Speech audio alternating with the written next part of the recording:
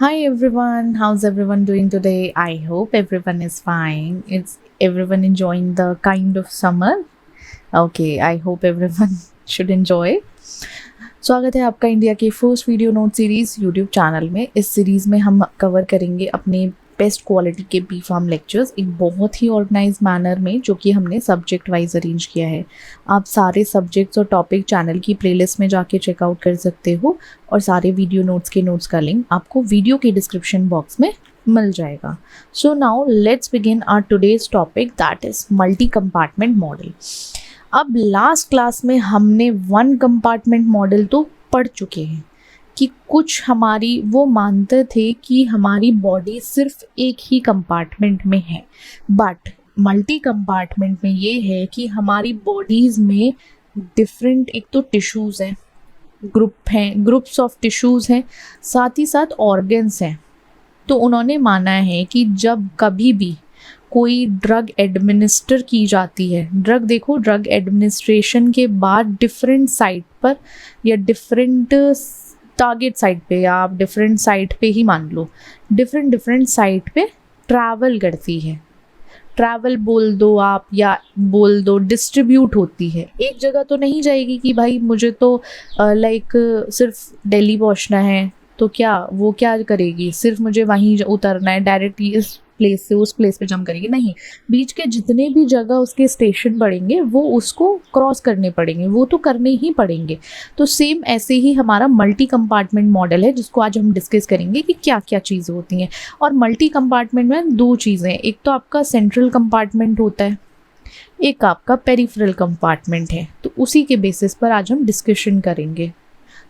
हाँ, अब डिस्कशन करेंगे। अब यहाँ इतना तो हो गया, बट आपको हम मूव करेंगे कहाँ, नोट्स पर। और नोट्स पर जाना क्यों ज़रूरी है, वो इसलिए ज़रूरी है कि हमसे कोई चीज़ ना छूटे। कभी आपको लगे अरे आपने तो ये पढ़ाया है, ये छोड़ दिया है, तो इसलिए हम कहाँ जाएंगे, नोट्स पे। So let's move to our notes part. तो multi compartment models in pharmacokinetics. अब बॉडी हमारी एक होमोजेनस तो है नहीं, अगर कभी भी एडमिनिस्ट्रेशन के बाद हमारी ड्रग को डिस्ट्रीब्यूट होना पड़ेगा, एक तो सबसे पहली चीज़ है डिफरेंट रेट पे, हर जगह एक जैसे रेट पर नहीं पहुंचेगी और डिफरेंट टिश्यूज़ में, ये हमें पता है।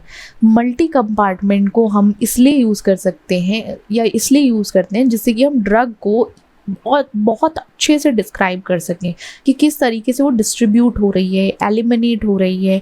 जबकि हमारा जो वन कंपार्टमेंट मॉडल था वो सूटेबल नहीं था उसके लिए, उस टाइम पे वो इतना अच्छे से नहीं वर्क कर पाया। Then we move to multi compartment model.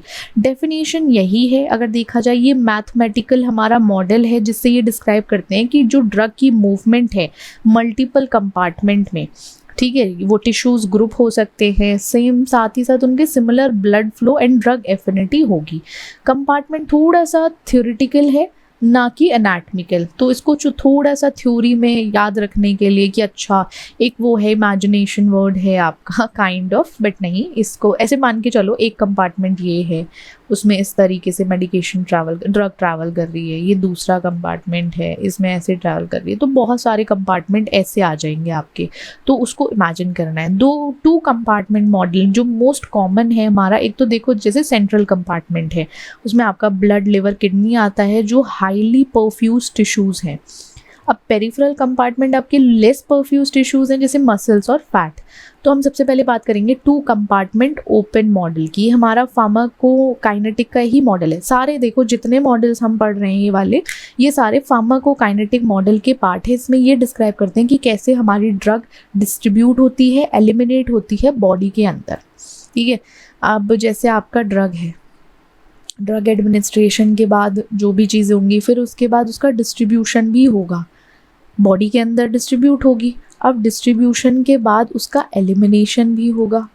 ये सारी चीज़ें तो प्रोसेस तो चलनी है ना, वो हम किससे सीखेंगे, अपने कंपार्टमेंट ओपन मॉडल से। अब मॉडल क्या करता है, थ्योरेटिकल कंपार्टमेंट्स बनाता है, ठीक है। दो थ्योरेटिकल कंपार्टमेंट है, सेंट्रल और आपका पेरिफेरल। सेंट्रल वो ब्लड और हाईली परफ्यूज्ड ऑर्गन को कहता है कि जहाँ से साइट ऑफ ड्रग एडमिनिस्ट्रेशन किया गया है एंड एलिमिनेशन होगा, ये उसने बोला है, यहाँ से जाके यहीं पे इसको पहुँचना है। फिर पेरिफेरल कंपार्टमेंट है जो लेस परफ्यूज टिश्यूज़ हैं, जैसे आपके मसल, फैट हो गया। तो ड्रग ना एक्सचेंज होती है, ड्रग सेंट्रल कंपार्टमेंट से आएगी और जाएगी। तो ये नहीं होगा कि ये साइट ऑफ एलिमिनेशन है, ये नहीं कह सकते उसको, बट हाँ उसमें एक्सचेंज ज़रूर होगा सेंट्रल कंपार्टमेंट से। की अजम्पशंस ये है कि ड्रग डिस्ट्रीब्यूशन कंपार्टमेंट के बीच में बहुत तेज़ी से और रिवर्सिबल फॉर्म में होता है। देन आपका ड्रग एलिमिनेशन सिर्फ सेंट्रल कंपार्टमेंट से होता है, वहाँ पे पेरिफेरल कंपार्टमेंट का कोई लेना देना नहीं है। 2 compartment open model IV bolus है, तो ड्रग को रैपिडली सेंट्रल कंपार्टमेंट में एडमिनिस्टर किया जाएगा, फिर वो सेंट्रल और पेरिफेरल कंपार्टमेंट में डिस्ट्रीब्यूट होगी, देन आपके सेंट्रल कंपार्टमेंट से ही एलिमिनेट आउट हो जाएगी, बाहर निकल जाएगी। अब वही है कि वही चीज़ इन्होंने बोली कि मॉडल आपका जैसे कोई भी ड्रग है, आईवी बोलस है तो मतलब आईवी के थ्रू उसको एडमिनिस्टर किया गया है सिंगल डोज में। अब उसमें आपकी जो ड्रग है वो सेंट्रल और पेरिफेरल में डिस्ट्रीब्यूट हुई है, बट सेंट्रल के थ्रू ही। अब देखो सेंट्रल से वो पहुंची आपके पेरिफेरल में, ये चीज़ हमें पता है, फिर पेरिफेरल से वो आपके कंपार्टमेंट में सेंट्रल में जाएगी, बट सेंट्रल से ही वो क्या होगी, एलिमिनेट आउट होगी, पेरिफेरल से नहीं होगी, ऑलवेज रिमेंबर। अब आपकी फेजेस में अल्फा फेज है, बीटा फेज है। अल्फा फेज को हम डिस्ट्रीब्यूशन फेज भी बोलते हैं, बीटा फेज को हम एलिमिनेशन फेज भी बोलते हैं। अल्फा फेज में जब डिस्ट्रीब्यूशन होता है, आपका जो प्लाज्मा कंसंट्रेशन है, ठीक है, प्लाज्मा कंसंट्रेशन में भी ड्रग डिस्ट्रीब्यूशन हुआ है, तो उसकी वजह से वहाँ पे धीरे धीरे ऐसे जो हमारा चार्ट था ना, वो धीरे धीरे डिक्लाइन होने लगता है, पीक पे पहुँचने के बाद डिक्लाइन होता है, क्योंकि वो कहाँ जाता है, आपके सेंट्रल से एकदम से फिर पेरिफेरल टिश्यूज़ में जाता है। अब बीटा फेज जो एलिमिनेशन फेज है, वो थोड़ा सा डिक्लाइन धीरे इसलिए होता है क्योंकि वहाँ पे आपका मेटाबॉलिज्म और एक्सक्रीशन टेक पार्ट करने वाला है, इसलिए स्लो चलेगा। अब आपका जैसे drug concentration at a time ये हो गया, फिर आपके इंटरसेप्ट्स आ जाते हैं, rate constant distribution and elimination आ जाता है। ये थोड़ा सा थ्योरेटिकल पार्ट है कि किस तरीके से हमारी बॉडी में ड्रग जा रही है, क्या कर रही है वहाँ पे। तो क्लिनिकल सिग्निफिकेंस ये है, आपका ये वाई एक्सिस और एक्स एक्सिस पे आपका टाइम है, वाई एक्सिस पे लॉग ड्रग कंसंट्रेशन है। तो इससे ये पता चलता है कि कितनी जल्दी से हमारी ड्रग डिस्ट्रीब्यूट होती है और कितने टाइम तक वो हमारी बॉडी में रहती है। पहली चीज़ तो वो ड्रग डिस्ट्रीब्यूट कितनी फास्टली हो रही है,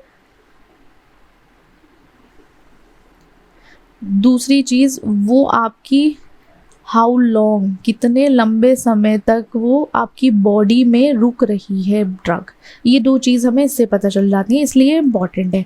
काइनेटिक्स क्या है, मल्टीपल डोजिंग का जो ड्रग है वो हर अगर रेगुलर इंटरवल पे दी जा रही है, एवरी 8 आवर पर दी जा रही है, तो क्या ड्रग बॉडी में एक्यूमुलेट हो रही है जब तक कि वो स्टडी पॉइंट पर नहीं पहुंचती, कि उसका एक पॉइंट आ जाता है वहाँ चलती रहेगी।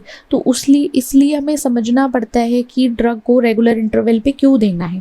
आपने अभी ड्रग ली, अब यहाँ पे ऑनसेट ऑफ एक्शन आ गया, मतलब वो चलती रही इफेक्ट देती रही, बट क्या हुआ, अगर आपने ड्रग की डोजिंग मिस की तो वो नीचे स्टडी स्टेट से नीचे आ जाएगी, प्लाज्मा में एक तरीके से डिक्लाइन होना शुरू हो जाएगा। बट आपको वो स्टडी स्टेट को मेंटेन करने के लिए उसको रेगुलर इंटरवल पर मेडिकेशन देनी पड़ेगी। देखो एक्यूमुलेशन तब होता है जब ड्रग को आप दूसरी डोज से पहले ले लो। आपको पता है 8 AM पर आपको पहली ड्रग डोजिंग करनी है, फिर आपको पता है कि 2 PM पर आपकी दूसरी ड्रग जाएगी।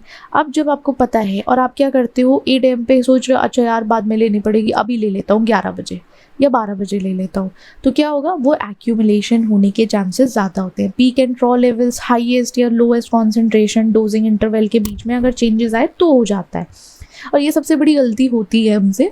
हम भी यही करते हैं, अगर अभी मिस हो गया 2 बजे नहीं ले पाए, क्या करेंगे, चलो 4 बजे याद आ गया 4 बजे ले लिया। बट इससे क्या होगा, वो जो स्टडी स्टेट कॉन्सेंट्रेशन आने वाला है वो ख़राब हो जाता है, उसका जो ग्राफ है वो डिस्टर्ब हो जाएगा आपकी बॉडी में। अब मल्टीपल डोज काइनेटिक या डोजिंग इंटरवल, एलिमिनेशन, ये सारी चीज़ें ध्यान रखनी पड़ती हैं, देन ही काम होता है। की इक्वेशन है या आपके कॉन्सेंट्रेशन मैक्सिमम या मैक्सिमम कॉन्सेंट्रेशन के बेसिस पर आप निकाल सकते हो।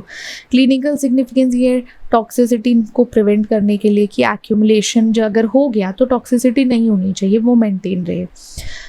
अब आपका स्टडी स्टेट ड्रग लेवल्स होता है, तो जो स्टडी स्टेट है एक ऐसी स्टेट जहाँ पे rate of drug administration equal हो जाता है आपके रेट ऑफ ड्रग एलिमिनेशन से।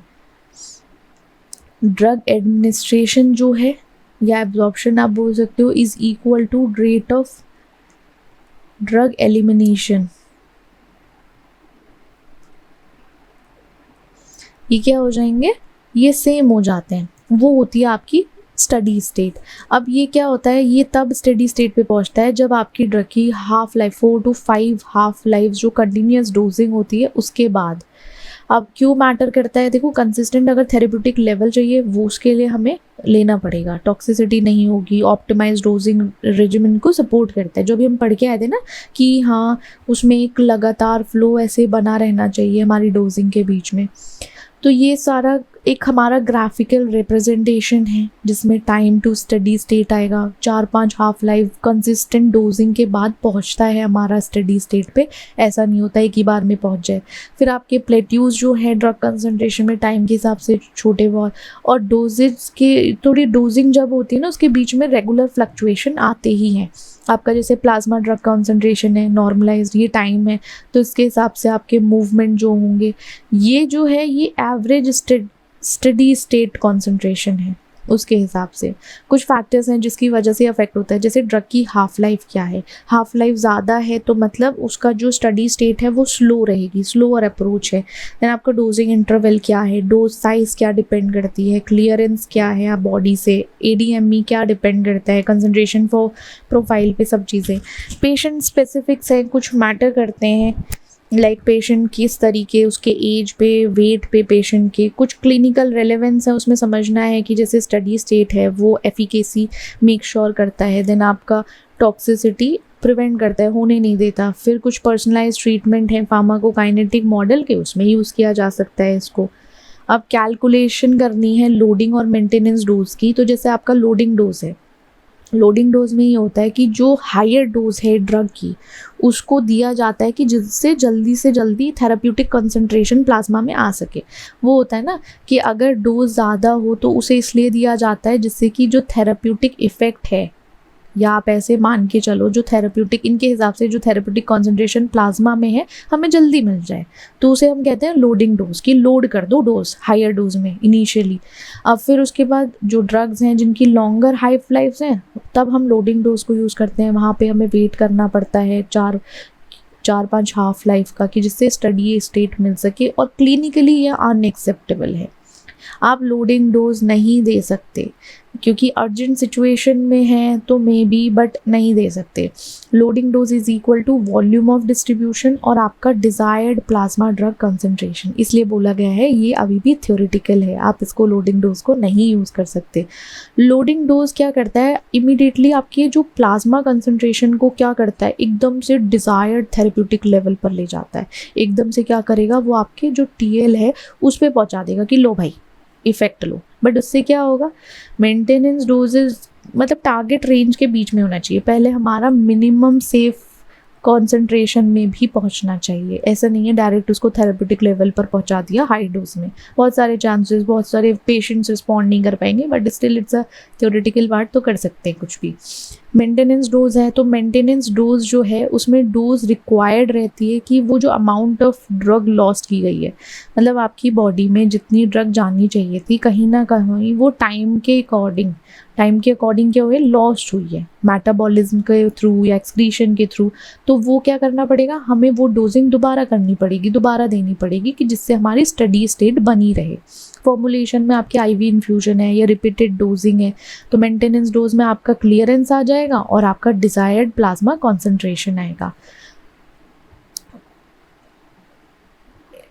Then significance of loading and maintenance dose calculation in clinical setting. अगर क्लिनिकल सेटिंग में रखा जाए तो क्या इंपॉर्टेंस है, क्या इसको हम यूज़ कर पाएंगे और क्या सिग्निफिकेंस है, यूज़ तो क्या ही देखते हैं बट ये ना ये अभी क्लिनिकल प्रैक्टिस में इसलिए यूज़ किया जाता है जिससे कि एक सेफ, इफ़ेक्टिव और पर्सनलाइज्ड ड्रग थेरेपी प्रॉपरली बन पाए। जैसे कि रैपिड अचीवमेंट, एकदम से लोडिंग डोज से थेरेप्यूटिक कंसंट्रेशन मिल जाता है तो वो क्या हो जाएगा, वो लाइफ थ्रेटनिंग बन जाएगा। कुछ वाइटल ऑर्गन्स के लिए, वाइटल लाइक कंडीशंस हैं कुछ, उसमें एक्यूट या लाइफ थ्रेटनिंग आउटपुट भी दे सकता है अगर एकदम से आपको उसको थेरेप्यूटिक लेवल तक ले जाओगे। मेंटेन करना है स्टडी स्टेट लेवल तो उसके लिए स्मॉलर रिपीटेटिव डोज काफ़ी है। इंडिविजुअल थेरेपी लाइक डोजिंग को इसलिए भी डिज़ाइन किया जाता है कि पेशेंट का कुछ फैक्टर ऐसा है उसकी वजह से ड्रग इंट्रैक्शन है उसको ऑप्टिमल आउटकम मिल सके, इसलिए। Prevention of drug accumulation, drug accumulate ना हो बॉडी में, साथ ही साथ जो थेरेप्यूटिक ड्रग मॉनिटरिंग है वो चेक करते रहना चाहिए। And then cost effective care मतलब एक्यूरेट डोजिंग हो सके जिससे कि एडवर्स इफेक्ट कम हो पाए, हॉस्पिटल में स्टे नहीं करना पाए और आपको ज़्यादा लंबे ट्रीटमेंट ना लेने पड़े, उससे कॉस्ट को भी कम किया जा सके। ओके, सो ये था हमारा पूरा मल्टी कंपार्टमेंट मॉडल के बारे में। So that's it for today, see you in the next class, bye bye.